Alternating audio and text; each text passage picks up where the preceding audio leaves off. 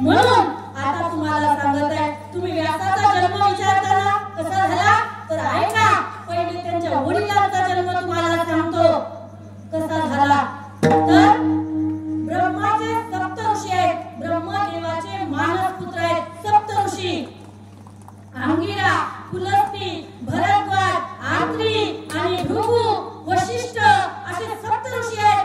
त्यापैकी जे भरद्वाज नावाचे ऋषी आहेत त्यांना एक पत्नी करून दिलेली आहे, दक्षाची मुलगी, आणि ती मासिक धर्मामध्ये असताना तिचे पती जाऊन तपाला बसले म्हणजे भरद्वाज मुनी, आणि भरद्वाज मुनी गेल्यानंतर तिला विरह झालेला आहे आपल्या पतीच्या विषयी, आणि पती एक महिना झाले गेलेले आहेत, आता परत सुद्धा आलेले नाहीयेत. आता परत तिला मासिक धर्म आला आणि 5व्या दिवशी तिने एक चिठ्ठी लिहिली आपल्या पतीला, आणि आपल्या जवळ जो पोपट होता त्या पोपटाच्या गळ्यामध्ये तिने ती चिठ्ठी बांधून दिली आणि सांगितलं, बाबा पोपटा जा आणि माझा निरोप माझ्या पतीपर्यंत पोहोचव, भरद्वाज मुनीपर्यंत, आणि सांगा की तुमची पत्नी विरह ज्वालामध्ये तडफडत आहे, तुम्ही येऊन लवकर तिची भेट घ्यावी असा निरोप सांगा.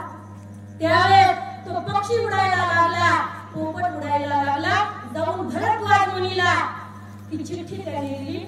त्यावेळेस त्या भरद्वाज मुनीने ती चिठ्ठी पाहिली, एक द्रोण केला, द्रोण म्हणजे आता पांढरा नाही बरं, हिरवा, जे पहिले द्रोण बनवायचे पानाचे तसा द्रोण बनवला, आणि त्या द्रोणामध्ये आपलं रेत खलन केलं आणि आपल्या पत्नीकडे ते मिठूच्या गळ्यात बांधून तो द्रोण दिलेला आहे. आता मिठूही हिरवा आणि तो द्रोणही हिरवा. त्यावेळेस दुसऱ्या पक्षांना असं वाटलं की हा पोपट काहीतरी विशेष वस्तू घेऊन चाललेला आहे खाण्यासाठी, एखादं झाडाचं फळ. त्यावेळेस सर्व पोपटांनी त्याच्यावरती हल्ला केला आणि तो द्रोण फाडला. जो द्रोण फाडला त्या द्रोणामधून काही बिंब त्या रेताचे एका वडाच्या झाडावर